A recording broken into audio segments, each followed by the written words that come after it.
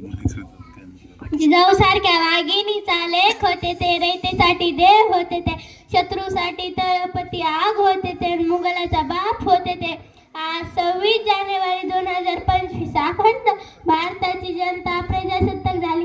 प्रजेला प्रजासत्ताक असणारी स्वराज्याची जाणू माझ्या राजाने करून दिली. होय आपण बरोबर ओळखले मी कलेने आबासाहेब कुंभार.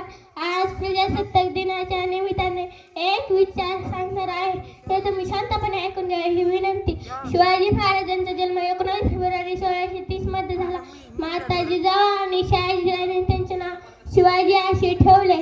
शिवरायांचा जन्म पुणे जिल्ह्यातील शिवनेरी गडावर झाला आणि त्या गडावर असणाऱ्या शिवाई देवीमुळे जिजाऊने त्यांचे नाव शिवाजी असे ठेवले.